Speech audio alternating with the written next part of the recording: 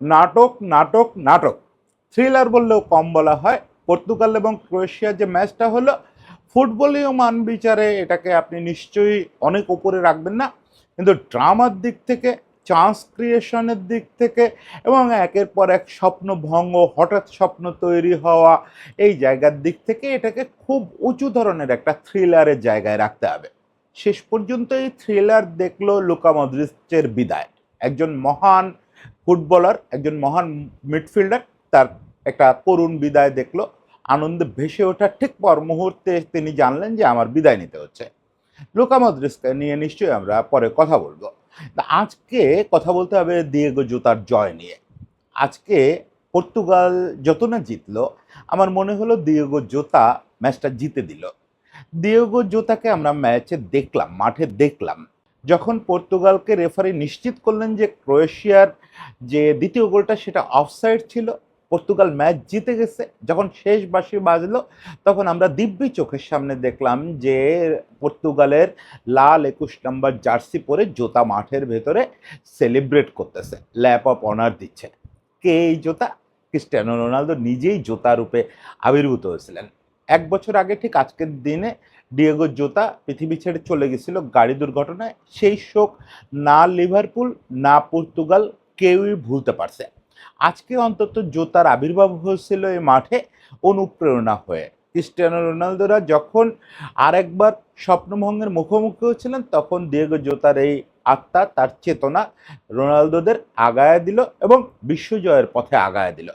রোনালদোরা বহুকাল পরে অন্তত এই পর্তুগাল টিমটাকে নিয়ে ওই জায়গাগুলোতে পৌঁছানোর স্বপ্ন দেখতে পাচ্ছেন, যে জায়গাটা তাদের অনেক আগে পৌঁছানোর কথা ছিল। সেই দুয়ারটা খুলে গেল, তারা পৌঁছে গেলেন রাউন্ড অফ 16-এ। আজকে এই ম্যাচটা নিয়ে একটু কথা বলবো, সঙ্গে দিয়েগো জোতার এই আবির্ভাব এবং এটা আবেগময়ভাবে পর্তুগালকে কিভাবে সবচেয়ে শক্তিশালী করতে পারে সেই জিনিসটা একটু কথা বলবো। ম্যাচটা শুরু থেকেই খুব আবেগে টোকা দেওয়া ম্যাচ ছিল।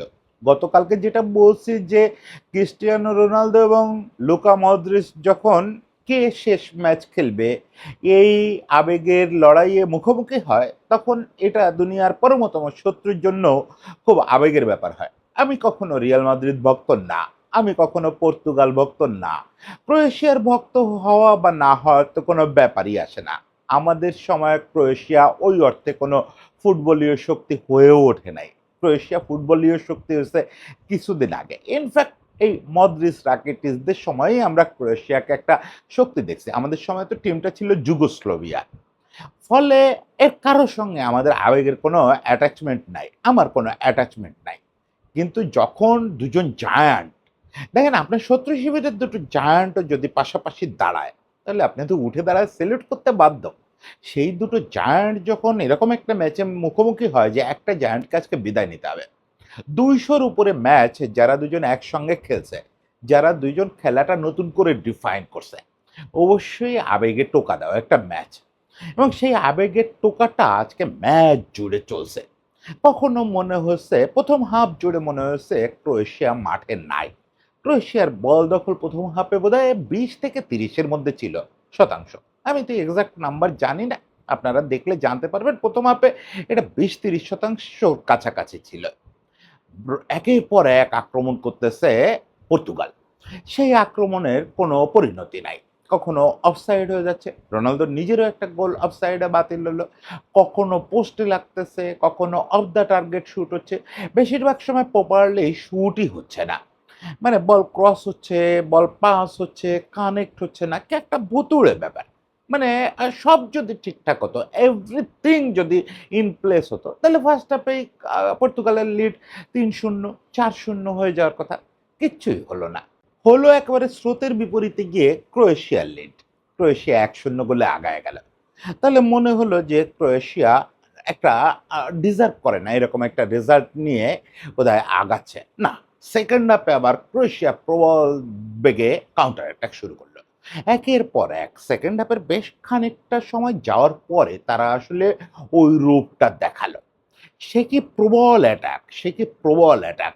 একের পর এক অ্যাটাক করে যাচ্ছে তারা। এবারও ক্রোয়েশিয়ার আবার ওই ভাগ্য। কখনো অফসাইড হচ্ছে। ক্রোয়েশিয়ার একটা ছেলে, আমি নাম মনে করতে পারতেছি না। সেই একটা ছেলেই ২ বার না ৩ বার অফসাইডে গোল করে ফেলল। এছাড়া পোস্টে লাগা, অল্পের জন্য মিস হওয়া, রিবাউন্ড হয়ে আসা, অফ টার্গেট হয়ে যাওয়া একটুর জন্য, এগুলো তো হচ্ছেই। এর মধ্যে দেখেন ওখানে স্রোতের বিপক্ষে ক্রোয়েশিয়া করলো, লিড নিল। আর এখানে স্রোতের বিপক্ষে হঠাৎ করে এক পেনাল্টি পেয়ে গেল পর্তুগাল। সে পেনাল্টিটাও কেমন? প্রথমে কিন্তু রেফারি পেনাল্টি দিলেন না। পরে VAR চেক করে জানা গেল পেনাল্টি। হ্যাঁ, ইট ওয়াজ সিরিয়াস পেনাল্টি। আপনি যখন মূল যে হেডটা করতে যাচ্ছে, মূল শুটার যে, তাকে যখন আপনি টেনে ধরে হেডই করতে দেন না, সে প্রপারলি হেডই করতে পারে না, সেটা তো অবশ্যই ভয়াবহ পেনাল্টি, অবশ্যই ভয়াবহ ফাউল। মানে আপনি ওইভাবে ইনজুরির অর্থে এই ফাউলের অর্থ খুঁজে পাবেন না। প্রপার একটা পেনাল্টি। এবং তার আগের ড্রামাটা দেখেন। এই পেনাল্টিটার কয়েক মিনিট আগে যেহেতু পর্তুগাল পিছায় গেছে, হঠাৎ করে ক্রোয়েশিয়া বেশি কাউন্টার অ্যাটাক করতেছে, রবার্তো মার্তিনেজ সিদ্ধান্ত নিলেন যে ৪ টা সাব একসঙ্গে করবেন। সেই ৪ টার মধ্যে একটা নাম ক্রিস্টিয়ানো রোনালদো। ক্রিস্টিয়ানো রোনালদোর তখন উঠে আসার সময়ের ব্যাপার। যেহেতু একটা অ্যাটাক চলতেছে, অ্যাটাকটা শেষ হলেই রোনালদো উঠে আসবে। ঠিক সেই সময়টায় পেনাল্টি পেয়ে গেল। পেনাল্টি শুটটা কে নেবে? একটু পরেই উঠে যাবে রোনালদো। সাবের টানানো হয়ে গেছে, সাইনবোর্ড দেখানো হয়ে গেছে। একটু পরে রোনালদো আর মাঠে থাকবে না। রোনালদো শেষবারের মতো পেনাল্টির ওখানে গিয়ে দাঁড়ালো। কি নিখুঁত, কি বুদ্ধিমত্তার একটা পেনাল্টি। একদম সোজাসুজি একটা পেনাল্টি গোলকিপার বরাবর। কারণ গোলকিপার ডাইভের জন্য আগে থেকে উসখুস করতেছে। এটা তো ওই জহুরির চোখে মিস হওয়ার কথা না। একদম সোজা বরাবর পেনাল্টি, বল জালে সেই সিউ। সবাই দেখলো, সারা বিশ্ব। তারপরে রোনালদোকে সম্ভবত সাব করার সিদ্ধান্ত থেকে আপাতত মার্টিনেজ সরে আসলেন। আরো বেশ খানিকক্ষণ রোনালদো মাঠে থাকলেন, রোনালদোকে তুলে নেওয়া হলো।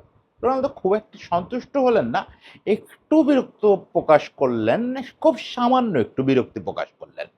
সেটা এমন না যে অনেকবার যেটা দেখা গেছে যে বিরক্তিটা খুব বেশি প্রকাশ করে ফেলেন, উঠে কোচের সঙ্গে হাত মিলান না, সাফ করলে রোনালদো ক্ষেপে যান। এটা মানে বড় খেলোয়াড়দের, কম্পিটিটিভ খেলোয়াড়দের একটা বড় লক্ষণ। দু একজন মেসির মতো নিরীহ মানুষ ছাড়া কম্পিটিটিভ খেলোয়াড়দের এরকম মোমেন্টে সাফ করলে তারা ক্ষেপে যায়। তাতে সেটা প্রয়োজনীয় হোক, অপ্রয়োজনীয় হোক, এই ক্ষেপে যাওয়ার মধ্যেই তাদের গ্রেটনেস। এটাকে নিয়ে যারা ট্রল করেন তারা আসলে খেলার ওই ইন্টেন্সিটিটা ধরতে পারেন না। সে আরো খেলতে চায়, সে আরো খেলতে চায়। কেবলমাত্র সমতা আসছে, সে তো চায় যে আমি মাঠে থাকতেই, আমি ক্যাপ্টেন, আমি মাঠে থাকতে আমি জয় নিশ্চিত করে মাঠ ছাড়বো। যাই হোক, উঠে গেল, উঠে গিয়ে রিপটাও পড়ল না। মানে রিপটা পড়ার সময় পাচ্ছে না। ইন্টেন্সিটি, নাটক, টেনশন সবকিছু মিলায়ে ওই জার্সি পরেই বসে আছে। পাটা হাঁটু ভাঁজ করে, হাঁটু গেড়ে বসা বলি আমরা, হাঁটু গেড়ে বসার মতো করে বসে দেখতেছে। জমিনে কোথাও বসে দেখতেছে।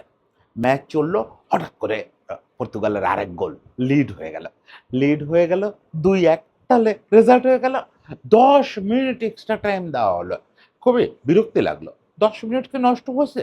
এত ইনজুরি-টিনজুরি তো ঘটে নাই। যাই হোক, কিপার হিসাবে আজকাল কলাই বুঝি। ১০ মিনিট চলতেছে, ১০ মিনিট শেষ হলো, ১১ মিনিট, ১২ মিনিটের মাথায় এর মধ্যে কিন্তু ক্রোয়েশিয়া ২ টো অ্যাটাক করল।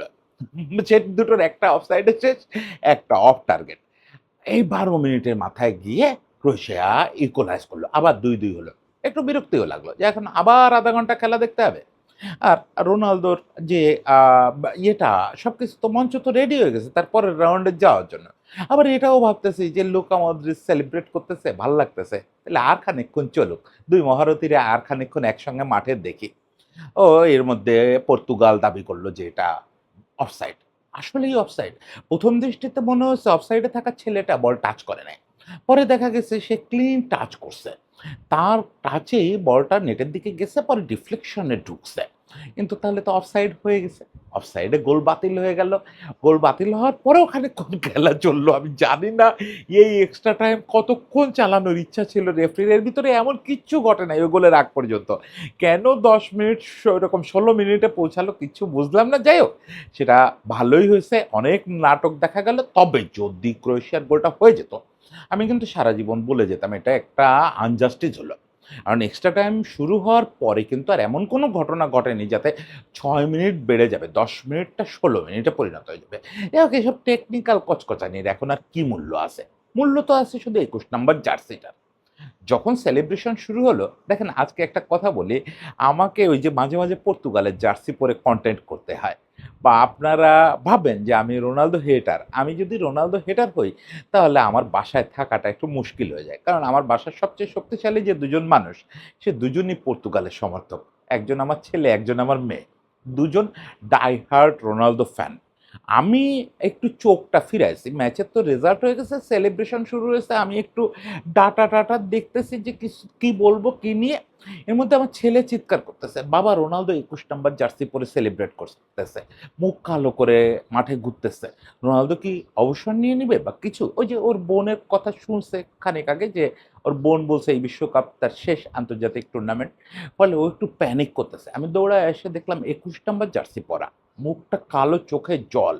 তার মানে তো বোঝা গেল যে এটা কি? এটা আসলে ওই চোখের জলটা আনন্দেরও না, সেলিব্রেশনেরও না, বিদায়েরও না। আজকে ৩ জুলাই। আজকে ডিয়েগো জোতার চলে যাওয়ার দিন। এই দিনটাতে গত বছরটায় ডিয়েগো জোতা তার ভাইসহ কার অ্যাক্সিডেন্টে মারা গেছিল।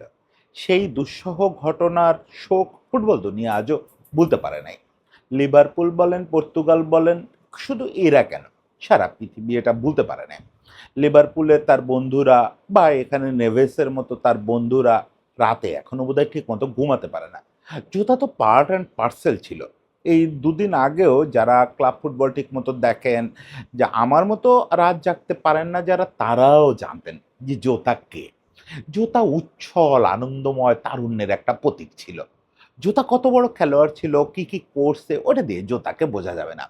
জোতা এই সময়ের যে তারুণ্যের ফুটবল তার একটা প্রতীক ছিল। ওই তরুণদের মধ্যে যে দুর্দান্ত সম্পর্ক এই জেনারেশনের, জোতা তার বন্ধনের সাক্ষী ছিল। সেই জিনিসটা হঠাৎ করে শেষ হয়ে গেল তো, জোতার ছায়া যায় নাই। একটা কথা দেখেন, যখন জোতা মারা গেল ওর শেষকৃত্যে রোনালদো থাকতে পারেন নাই। অন্য একটা ব্যস্ততার কারণে। প্রতিনিধি পাঠাইছেন, শুভেচ্ছা জানাইছেন, পরে নিজে জোতার বাসায় গেছেন, সবই ঠিক আছে। কিন্তু আমরা তো খুব নিষ্ঠুর দুনিয়া, আমরা তো খুব অঙ্ক কষে কথা বলি। আমরা ওখানেও ইকুয়েশন বের করছি, রোনালদোর জোতার প্রতি কোনো সম্মান নাই। রোনালদো তাইতে যায় নাই। অথচ ভেতরে, ভেতরে সবচেয়ে পড়ে তো তারই। আরে ভাই, তার ক্যাপ্টেন্সিতেই তো জোতা খেলতো। তারই তো টিমমেট ছিল। আমরা এই ৭,০০০ মাইল দূরে দাঁড়ায় রোনালদোর কতটা হৃদয়ক্ষরণ হয়েছে জোতার জন্য সেটা বলি। আজকে দেখেন জোতার মৃত্যু দিবসে যখন পর্তুগাল পরের রাউন্ড নিশ্চিত করল, এরকম একটা ক্রাঞ্চ সময় যাচ্ছে পর্তুগালের। যে প্রচণ্ড প্রত্যাশা তাদের নিয়ে, সেটা এখনো পূরণ হচ্ছে না। ওইভাবে Bruno, Neves, Vitinha, Bernardo Silva, Ronaldo সবাই মিলে একসঙ্গে জ্বলে উঠতে পারতেছে না। হচ্ছে না এখনো ব্যাপারটা। এখনো যে পর্তুগাল হয়ে উঠতে পারছে এটা বলা যাচ্ছে না। এরকম একটা মোমেন্টে রোনালদোর সবার আগে সেই জোনা এরকম একটা মোমেন্টে রোনালদোর কিন্তু সবার আগে সেই জোতার কথাই মনে পড়ছে। সেই জোতার জার্সিটাই। আমি জানি না এটা কি নেভেস যে ২১ নাম্বার পরে সেই জার্সিটা? নাকি জোতার কোনো জার্সি তোলা ছিল? আমি জানি না। যাই হোক ২১ নাম্বার জার্সি লালটা পরে আজকে ওরা সাদা জার্সিটা পরে খেলছে, অ্যাওয়ে জার্সি। তার উপরে ওই লাল ২১ নাম্বার জার্সিটা পরে রোনালদো পুরো মাঠটা হাঁটলো। চোখ দিয়ে জল পড়তেছে। একেবারে মনে হচ্ছে যে আ হাউ, হাউ করে কেঁদে ফেলবে। শেষ পর্যন্ত যখন ডাগআউটের সামনে আসলো, রোনালদো জার্সিটা খুললো, সবাই মিলে জার্সিটা ধরে ছবি তুলল। বোঝা গেল এই জয়টা পর্তুগালের, মার্তিনেজের, ক্রিস্টিয়ানো রোনালদোর, নেভেসের, ব্রুনোর বা অন্য কারো না। এই মাঠে উপস্থিত অন্য কারো না। এই জয়টা শেষ পর্যন্ত জোতার। জোতার প্রতি আমি একটা কৃতজ্ঞতা জানাই যে সম্ভবত আজকে আমি যখন দেখতেছিলাম রোনালদো জোতার জার্সি পরে মাঠে হাঁটতেছেন, তখন আমি দেখতে পাচ্ছিলাম টিমের বাকিদের চোখটা একটু বিস্মিত, একটু জলে ভরা রোনালদোর দিকে তাকানো। এই জিনিসটা আই থিংক, আমি যদি ভুল বুঝে না থাকি, আমি ফুটবল বুঝি না, কিন্তু মানুষ বুঝি। এইটা আমি সবসময় খুব গর্ব করে বলি যে আমি মানুষ বুঝি। এই ফুটবল মাঠে হাঁটতে থাকা ফুটবলারগুলো তো আগে মানুষ। ফলে এই জুতার জার্সিটা সম্ভবত পর্তুগালকে নতুন একটা অধ্যায়ে নিয়ে যাচ্ছে। আমি দেখলাম এরপরে রোনালদোর সঙ্গে ওরা যেভাবে দীর্ঘক্ষণ ধরে হাঁক করলো, রোনালদোকে জড়ায় ধরে একেকজন যে পরিমাণে আবেগ প্রকাশ করলো, এই জিনিসটাই পরের ম্যাচগুলোতে যদি প্রবাহিত হয়, তাহলে পর্তুগাল এই টুর্নামেন্টে অপ্রতিরোধ্য হয়ে যাবে। আমি আপনাকে বলি এই আবেগটাই যদি সবাই একসঙ্গে ফিল করে, কিছু একটা আবেগ ফিল করতে হয়। এতগুলো স্টার এক হবে কিছু একটা আবেগকে কেন্দ্র করে। সেটা যদি জোতা হয়, আজকে জোতার ২১ নম্বর জার্সি মাঠে নেমে যে রোলটা প্লে করল, সেটা যদি কন্টিনিউ করে তাহলে পর্তুগালকে কে থামায়? রোনালদোকে কে থামায়? সেই সময়ের জন্য অপেক্ষা, রোনালদোর জন্য অনেক ভালোবাসা, আর জোতার আত্মার জন্য অনেক প্রার্থনা। জোতা স্বর্গে সুখে থাকুক। মদ্রিজকে নিয়ে অবশ্যই কথা বলবো। হোপফুলি দুপুরে পরপর মদ্রিজকে নিয়ে কথা বলবো। সন্ধ্যার দিকে তো আবার আর্জেন্টিনার নিয়ে কিছু একটা বলতে হবে। কাল সকালে আমার নিজের ম্যাচ আছে। এতক্ষণ অন্যদের কথা বললাম, তখন আমরা এগুলো নিয়ে কথা বলবো। ওকে। এই ফান খোঁচাখুচি চলতে থাকুক। আর্জেন্টিনা, পর্তুগাল, ব্রাজিল সবাই সর্বোচ্চ যতদূর যাওয়া সম্ভব হয় ততদূর যাক। আমার তো ইচ্ছা হয় যে একেবারে শেষ জায়গায় গিয়ে অপছন্দের এবং পছন্দের এই ফেভারিটদের মিলায় একটা রাউন্ড রবিন লিগ খেলাই। তারপর পয়েন্টে যে আগায় থাকবে তারে শিরোপা দিব। এরকম একটা বিশ্বকাপ করতে পারলে খুব ভালো হতো। দেখি ফিফাকে বলে কি করা যায়। সবাই ভালো থাকবেন। সবার জন্য শুভেচ্ছা।